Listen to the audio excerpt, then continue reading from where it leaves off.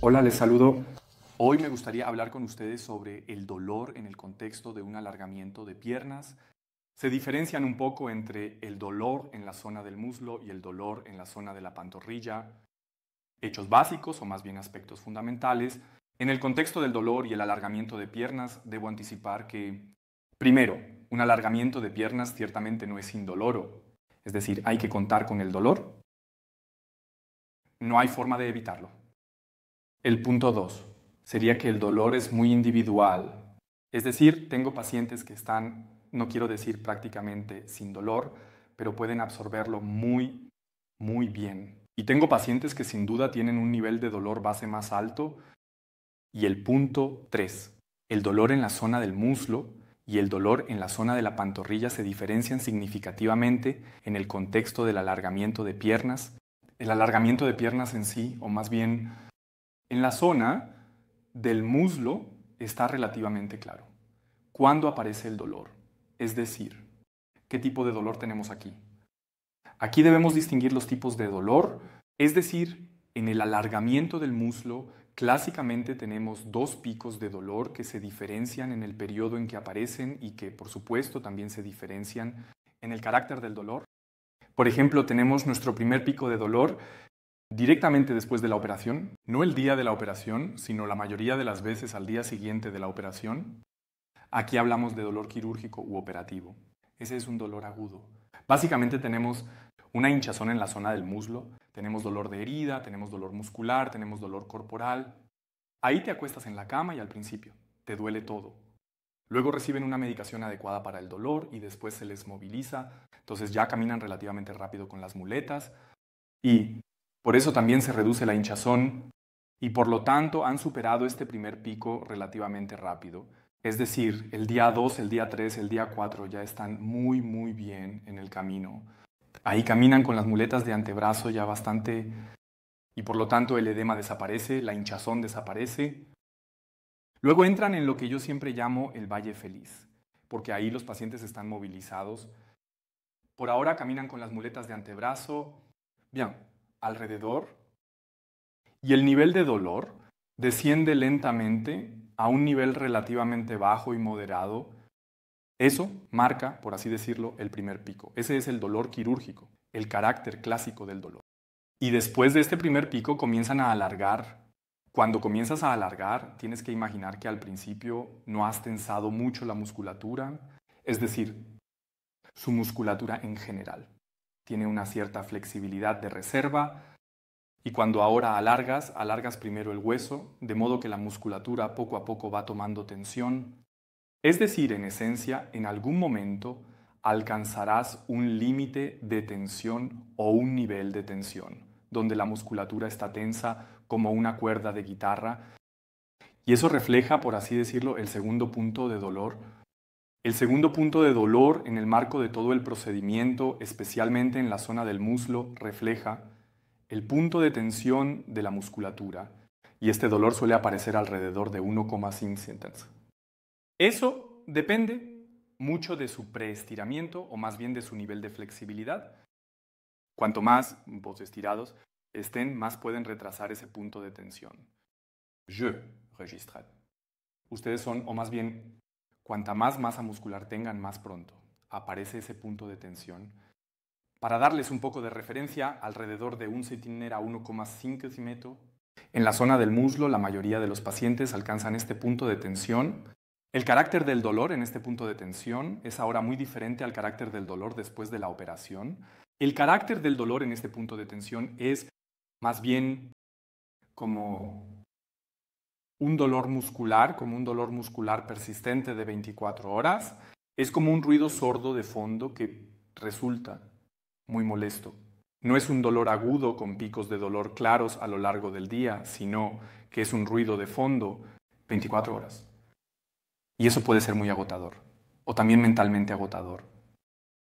Y este punto, o este dolor de tensión solo se puede combatir estirando adecuadamente su musculatura, es decir, debe alargar la zona de tejido blando, de la misma manera que alarga la zona ósea. Ya he explicado exactamente lo que estás haciendo en los videos anteriores. Simplemente tienen que absorber y resolver la discrepancia entre los huesos y la musculatura.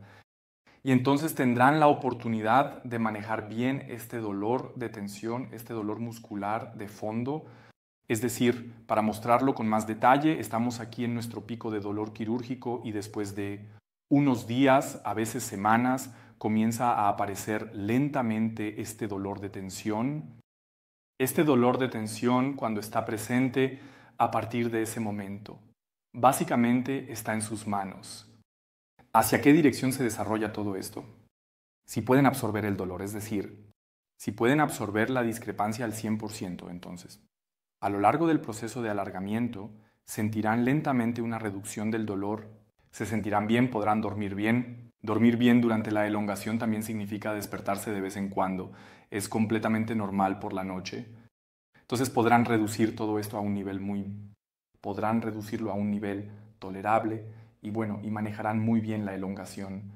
Si no puedes hacer eso, si no logran absorber esta discrepancia de tensión, entonces deben imaginarse que esta diferencia entre la longitud ósea y la longitud muscular sigue aumentando y por lo tanto también aumenta la tensión muscular.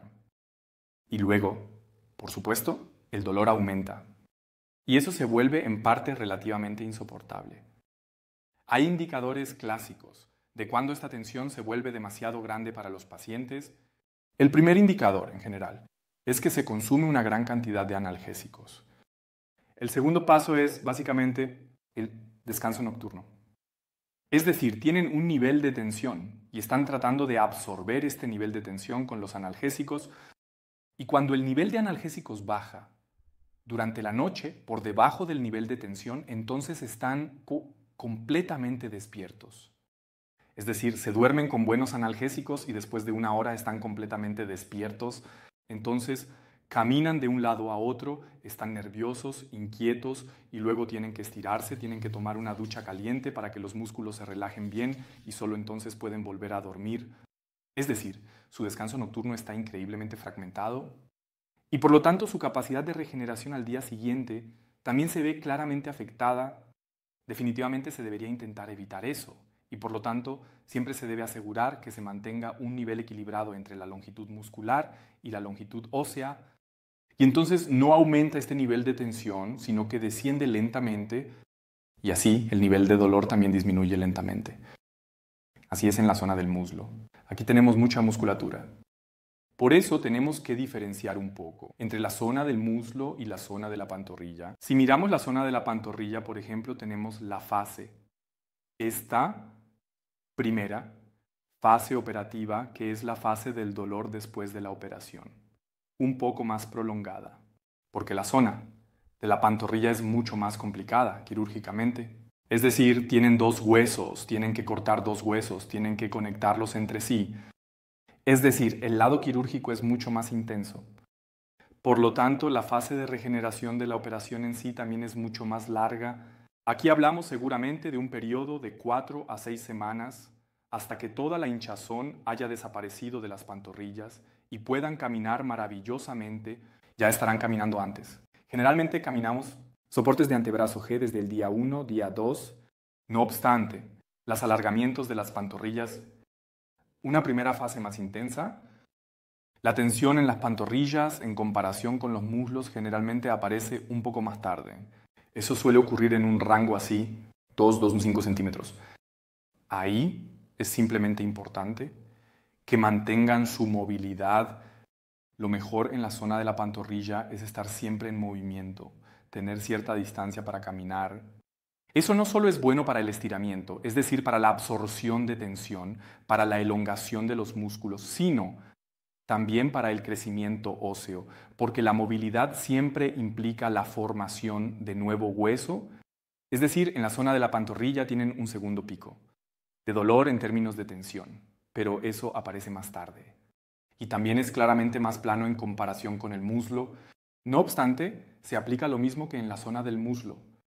Tienen que absorber esta tensión, es decir, deben hacer los ejercicios de estiramiento para que puedan reducir todo el nivel de manera adecuada y entonces dormirán bien, se recuperarán adecuadamente y pasarán por una excelente elongación. Pero ese es un trabajo que deben realizar. Y entonces lo lograrán maravillosamente y podrán alcanzar su objetivo de manera excelente. Muchas gracias por eso.